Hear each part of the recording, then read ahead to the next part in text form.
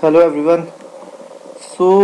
Today we'll go through feminism, that is sociological theories are part of chapter 4, unit 4 of paper 1 of sociology.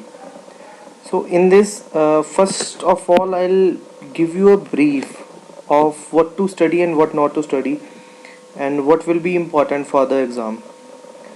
Now here in this diagram, I have shown you that there are basically different legs when I come to when you come to learn about feminism.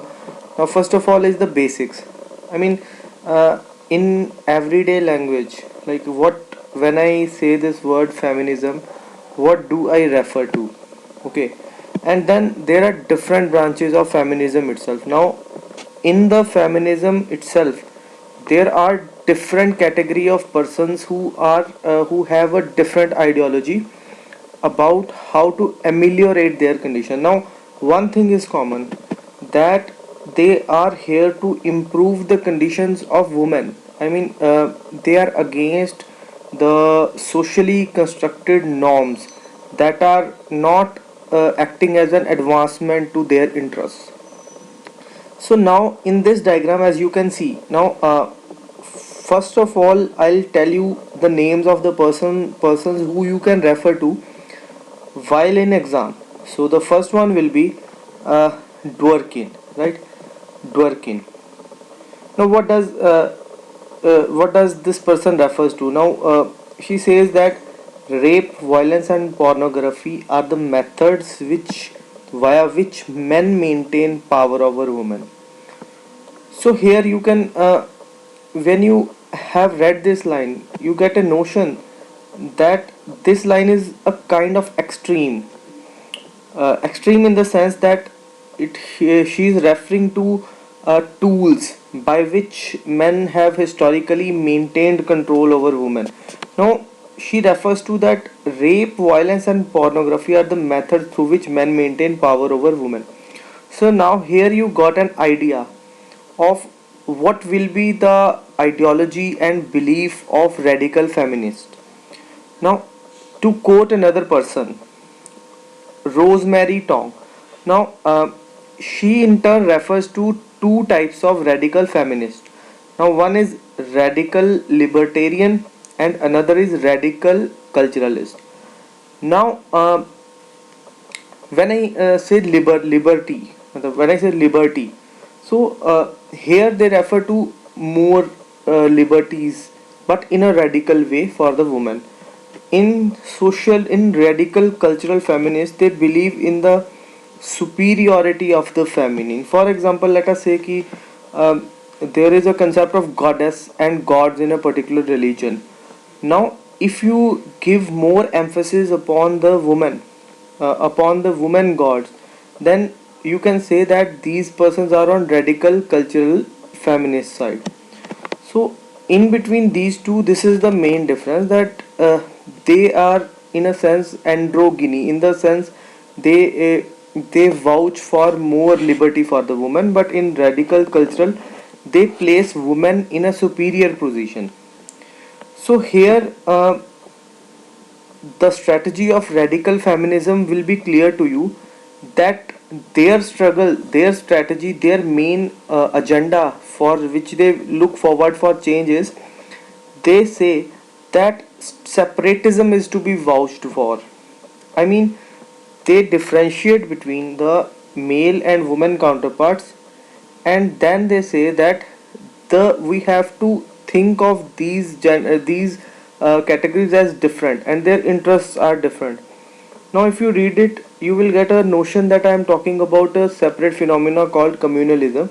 But here, the differentiating viewpoint is separatism between on the basis of gender.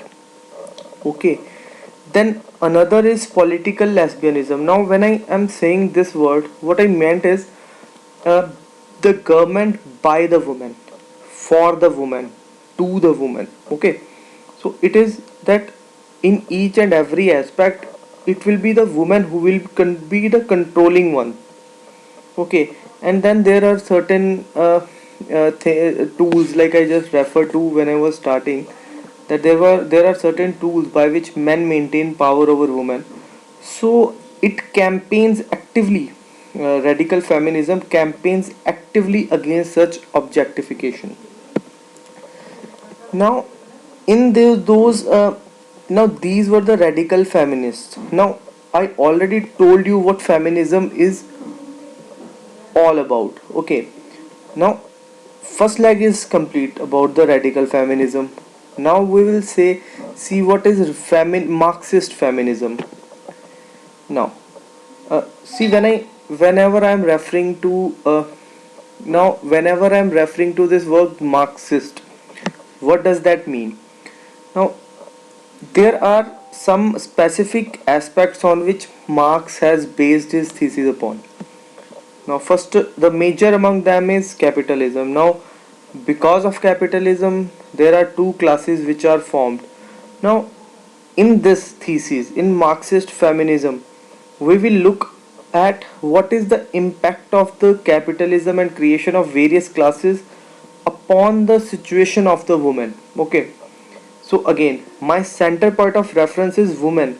Now, I will see what the capitalism and its associated feature has upon the woman. So here now in the when I was referring to feminism, now it creates some categories, like I'll just refer to this one also. So there is men and women and there is inequality between them, and feminists recognize this is common to all the feminists. And then it says that these norms are not biological, these norms are socially constructed. I mean, the inequality which is associated with the gender is not at all determined by the biology, but it is socially constructed. Then there are different strategies which these movements will take. Now we saw the radical feminism movement, it was a kind of an extreme phase of it. Now what does Marxist feminism says? Now it says that behind, now what is patriarchy? Patriarchy is the dominance of males over women. Okay, just take this idea for now. Now behind that patriarchy, it says that Marxist says that capitalism is the principal source of women's oppression and not the patriarchy. Now this is a kind of not acceptable statement to many of you, but just read it and then I'll explain it. So he says that women's subordination benefits capitalism. How? How? I mean, just imagine there are two classes. One is workers, and another is are the capitalists, those who own the factors of production. So, what will be the result? Result will be obviously, according to Marx, it will be alienation. Out of alienation, there will be frustration. Now, workers will need something to where they can just like extinguish their frustration. Now, women and children are seen as the objects where such frustrations can be vented upon. So it plays as a functional role to the capitalism, and the subordination of women is like just a tool by which the workers will not be that much motivated to let us say they will not be motivated. The Marx sees the revolution as an end, so workers will not be motivated towards revolution. Now workers as now see who which of the following workers will be more liable for a revolution: one who has kids, women who are dependent upon him, or other who is just independent? Obviously the person who is independent. So the husband, the worker which who has dependent people upon him will be more he will be more accustomed to launching a revolution rather than a person who is not.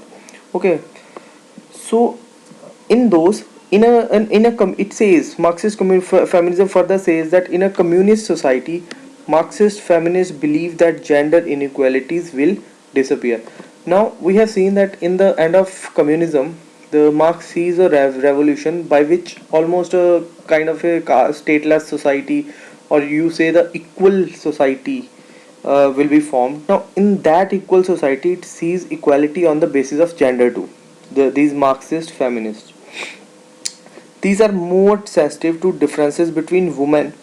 Now see, there will be always be the woman on the worker side, who are the wives of the workers, and there will be women on the capitalist side, those uh, who are the wives of the capitalist. Now it will focus not only upon the workers. Now in Marx we have seen that the main emphasis is upon the workers and their condition and their dependents. Now in this, they will not, Marxist feminists will not only look at the workers and their conditions, they will also look upon the capitalists and their women also. I mean, they are ameliorating the condition of those women too. So I think you have an idea about it. Now we'll go to the liberal feminism. Now see, the radical and the liberal are on the same diagonal. Why these are on the same diagonal? Because radical are an extreme end, like we just want separatism, we want lesbianism, we want completely shun from the male community. But liberal feminism in this world only, these are like mainstreaming their issues. I mean, they just don't want any kind of a revolution, they just want their interests to be mainstreamed into the base global agenda or into the base agenda. So they don't want any kind of revolution or abrupt changes. They just see that there are existing structures. So how can we align our interest with the existing structure? And it is point to be noted that this type of feminism had the most, because see, one is saying disrupt the structure. Obviously the people in the structure will never be like accustomed, will never vouch for it. So this kind of feminism will get more supporters even in the for the, even for the people who are inside the structure and those who are outside of it. So obviously this would be more successful, because instead of destroying the system and creating a new system, it is vouching for being in the system and then modifying it. Now inside the system it wants to create equal opportunities. I mean, how to create those equal opportunities? Now there can be many mechanisms, like new acts, new policies can be launched. In the Indian context there will be like a lot of movements regarding that, so you can have a brief sense of it what I am saying about. Okay, now then it also says that, for example, if the women are not being, if the women are not being let us say involved into the production process, so what will happen out of it? Obviously the nation will not be able to optimally use its resources, right? So if a nation is not able to optimally use its resources, the GDP contribution will be less. So in fact, when women are deprived of economic opportunities, the nation itself suffers. So this is the base idea which liberal feminists are vouching about. And then it says that if you are focusing on only the traditional gender roles which you have subscribed for us, then we won't be able to cater to the economic system as well as men are doing.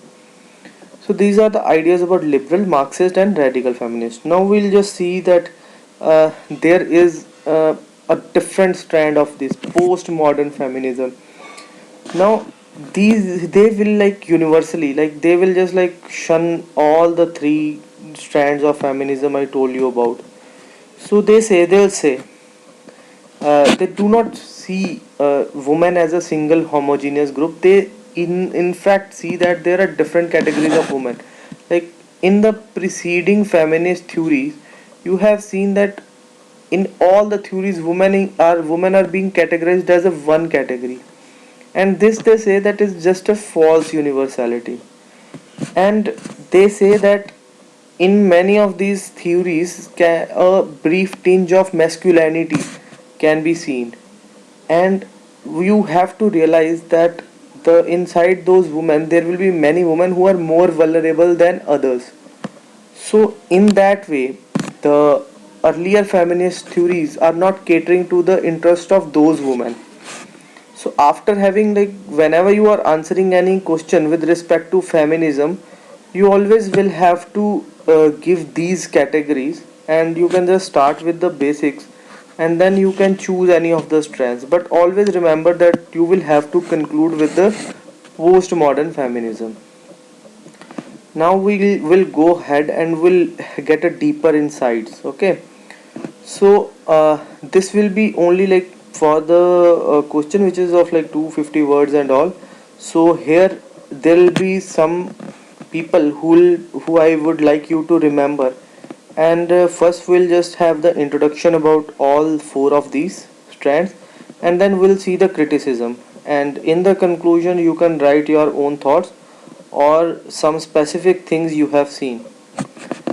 So here it says that obviously the inequality between men and women is universal, and because it is considered biological also. Now, but the norms which are associated with such things like men and women, these are socially constructed, and these are not determined by, these are dissociated from biology, and these can be changed if a suitable motivation is caused into the system. Now, what is the main cause? They say that patriarchy is the main cause of gender inequality. Women are subordinate because men have more power. I mean, they are controlling politics. Now you can see here that in today's world, in almost all of the parliaments of different nations, women are at a subordinate position. I mean, the percentage of women is less. If I am talking about India, then 108th Amendment Bill was about giving reservation to the women in the parliament and uh, state legislatures. But currently we have seen only the reservations in the local governments.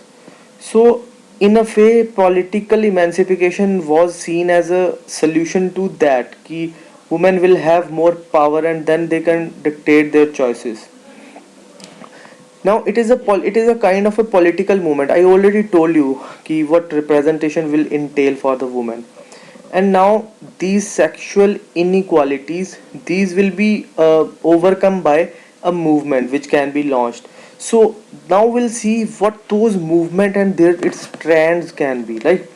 Okay, so there are four types of feminism: radical, Marxist, liberal, and there will be difference feminism. Difference means postmodern feminism. So whenever you are answering any question, remember one thing: if you read any of the author of the feminism, you can always put them into these four categories. These are very broad. So first we'll look at the ideas of radical feminism. Now it blames the subordination of women on men. Okay, so it says that it is a zero sum game where there were certain privileges and certain benefits. Now when women were subordinated, these benefits automatically accrued to men, and that's how women became an oppressed group. And this is because this is facilitated by this fact that the society is patriarchal. I mean, men are the ruling class and they control almost all the strands, and it is the women who are subject to all the things which men bring. Now I already told you about the idea of Andrew Dworkin, which was about the instruments by which men subjugate women. And these feminists have often been, if you look through the history, through the world wars and the preceding post world war period, you will see that these feminists have been actively involved in setting up and running refuge for women who are victims of male violence. You can see it in West Germany and Germany and East Germany. So just go through the world history, you will know it. But you can take it as an example here, but don't go too much into it. It's not required. Now we already saw the difference between radical libertarian feminist and radical cultural feminist. Now again I'll just briefly tell you about that. So radical libertarian feminists believe that it is both possible and desirable for gender differences to be eradicated. I mean, first of all, their notion will be that yes, gender differences are to be eradicated, and or they can be greatly reduced to negligible levels. And they say that this androgyny, uh, in this state there the men and women are not significantly different. Now in androgyny, I again repeat, in androgyny men and women are not significantly different. In contrast to those radical cultural feminists, they believe in the superiority of the feminine. This is a kind of, let's say, according to Long, radical cultural feminists celebrate characteristics associated with femininity such as emotion and are hostile to characteristics. I mean, there are certain notions associated with masculinity and femininity, like caring, the ethics of care. These are associated with femininity. So what it says is that it believes in the superiority of feminine characteristics, and they say that obviously masculinity is being subsided by femininity.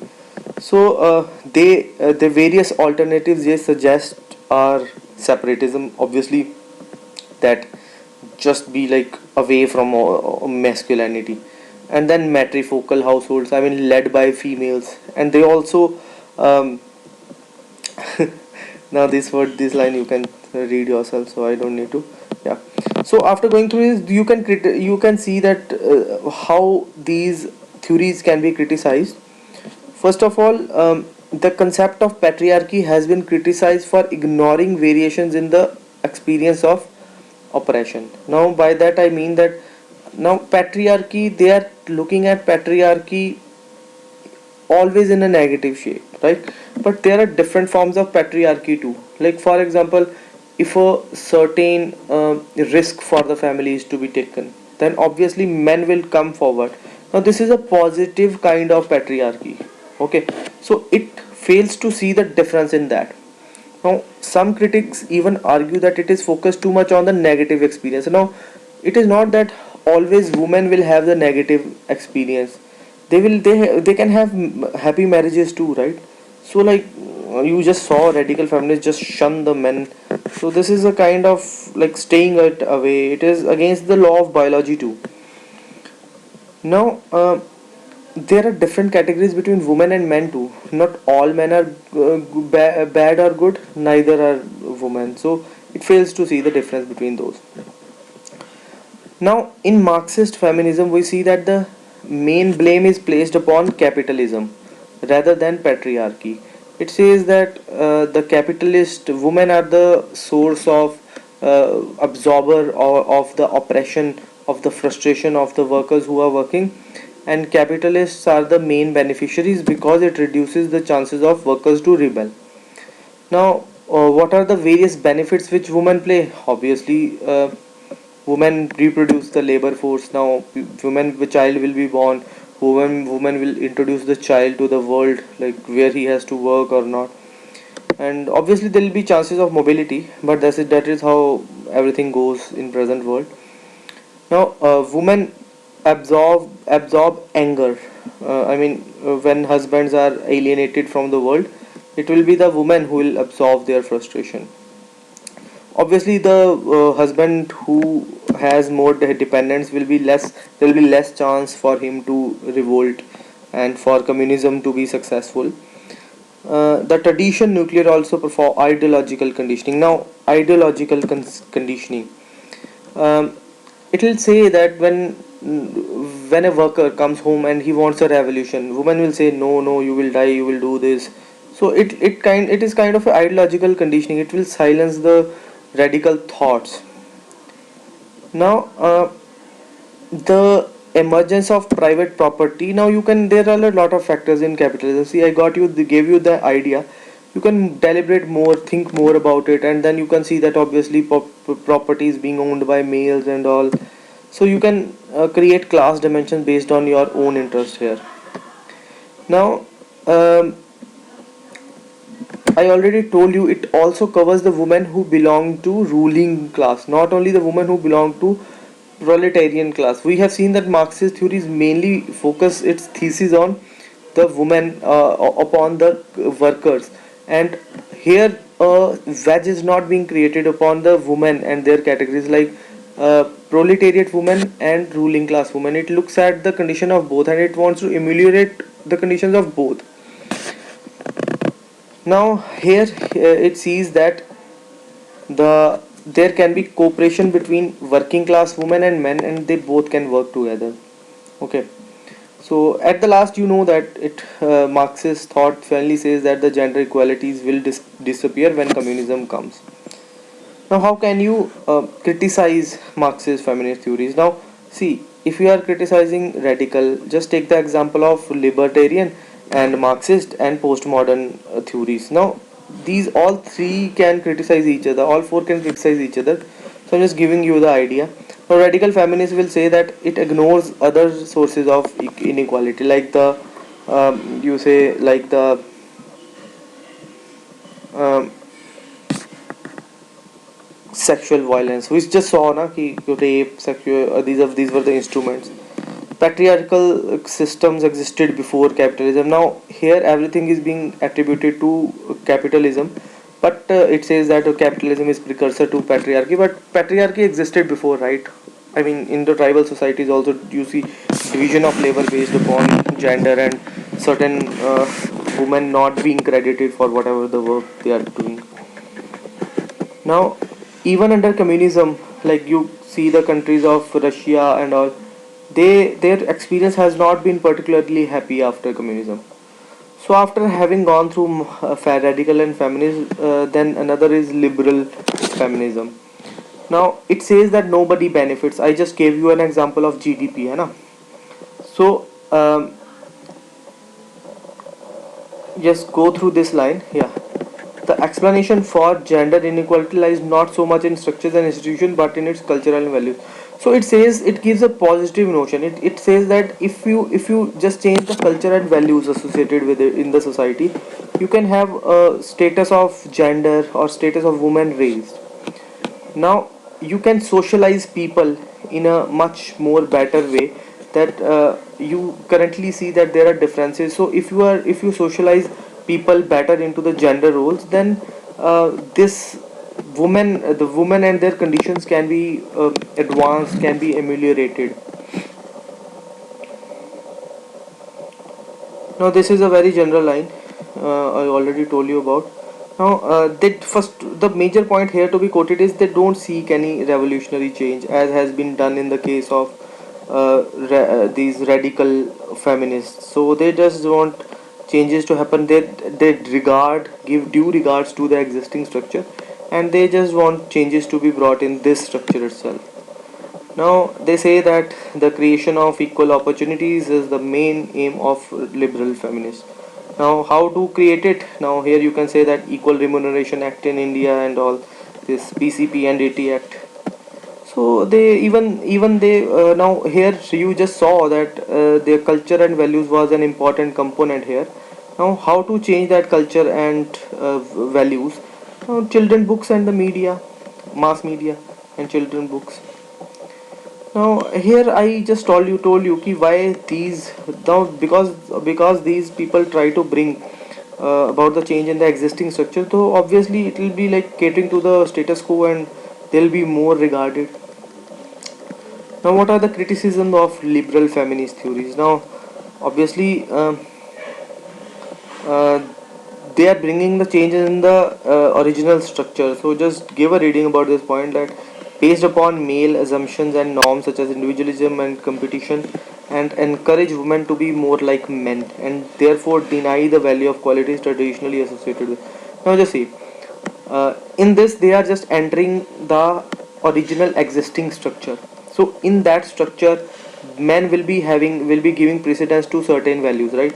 So when men will be giving precedence to certain values, women will be adopting those values and then entering the system. Now in the process of adopting those values, they will be in a way sideline their original qualities of, or the feelings or the values. Now those values, for example care ethics, I'll also add a point here, care ethics. Okay, so in a way they will just like, they will not they will be more like leave our ethics for a while and then will choose their qualities. Now here the aspect of public life is given more importance, like uh, they would just want to enter the structure, existing structure. But what is the existing structure? It is more about public. You just don't want to this go for this private life and all. Now in all these aspects, now these radical and Marxist feminism will say that you want to enter the structure, okay, you want to modify the structure, okay, but what if there are gross inequalities within the structure only? So what will you do? Now again, you can, I told you now, you can use one perspective into another. So difference feminists argue that it is ethnocentric perspective. I mean, the women who were into this libertarian, now see there will be different classes among this women also. Like lower class, their main property will be eating food and all, like living the life. But here, women are already educated, who are just saying that we want to be libertarian. They are already educated ones. So this was one of the criticism. Now I already told you that there are different classes among the women itself. Now they say that this is just a false universality, that women are being clubbed together, and they say that you can like just quote the different feminism here and just see that. So here I'll just add one person who you can like quote in the examination, that is Helen Seacox. Helen Seacox. So just remember this name, है to quote in the examination. Now uh, you can use other into this yeah, like they say that there are different categories, and whatever the categories are there, still some kind of oppression is being faced by them. So obviously patriarchy is a common factor. And then if you divide the woman too much, obviously it will relate to factions in the movement, right?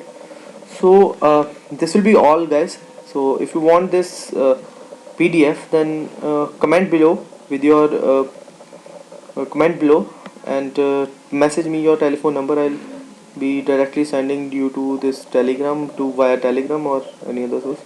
So this will be all, guys. This was a big chapter, and I comprehensively covered it for you, because I know that this at most it can come for like 10-15 marks. So okay, guys, and you can also quote these people or these things into another question. So I'll take the leave now.